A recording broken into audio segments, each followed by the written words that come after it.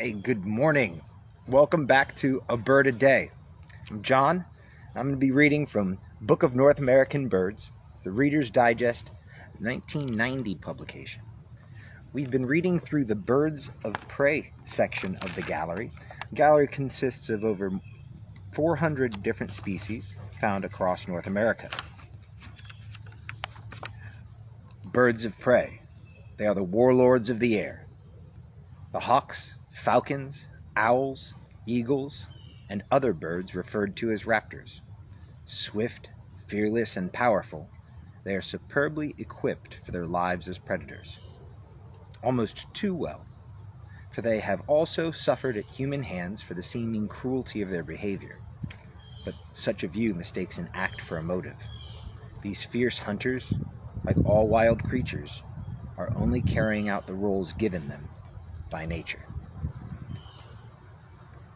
Today's bird of the day, on A Bird a Day, is the red-tailed hawk. Yesterday was the Jamaicensis hawk.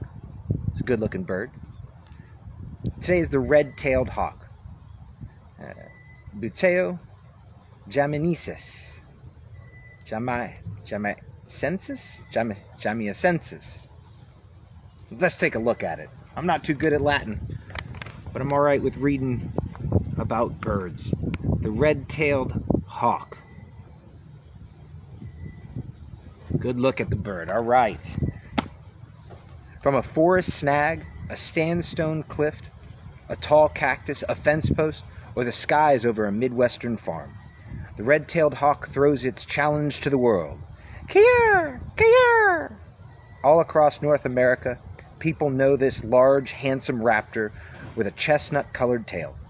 Farmers welcome it because, like the Jamaicensis hawk, it eats the rodents that eat their crops. People who feed songbirds in the winter have no need to worry. Most birds that come to the feeders are small and agile enough to evade the burly Buteo.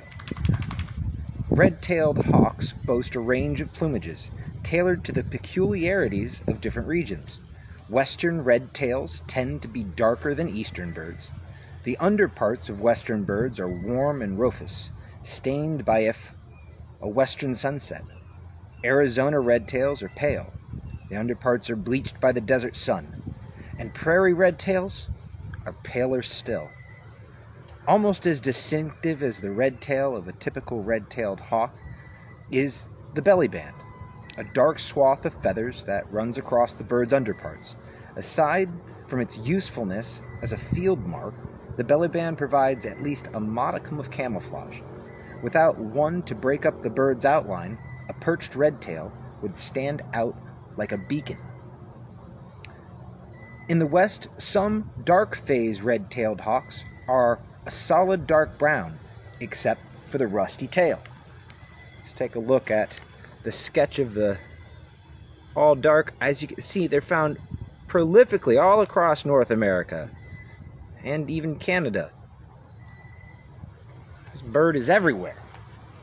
How do you recognize them, you ask? I am glad you asked. They are anywhere from 19 to 26 inches long. They have a wingspan of 4.5 feet. The typical adult is dark brown above, with a breast that is white, sides streaked. The tail is brick red. The immature are similar, but the tail is brown and banded. All dark birds with reddish tails, common in the west. Okay. The habitat is the plains, farmlands, deserts, and open woodlands.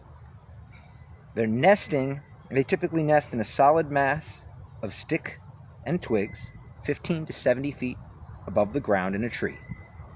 They lay anywhere from 1 to 5 eggs at a time that are sparsely marked with brown, although they are white. The incubation period, or the time it takes for an egg to hatch, is anywhere from 28 to 32 days. The young have downy feathers, and they leave the nest at about 45 days after hatching. Their food consists mainly of voles and other mammals, also birds and large insects. So that is the red-tailed hawk. One more good look at that bird. Found all over the U.S. and have the distinctive red tail. That's how you can tell it's a red-tailed hawk. That is a bird of the day on A Bird a Day. Tomorrow we'll be looking at the Fergurnius hawk. I'll flap at you then.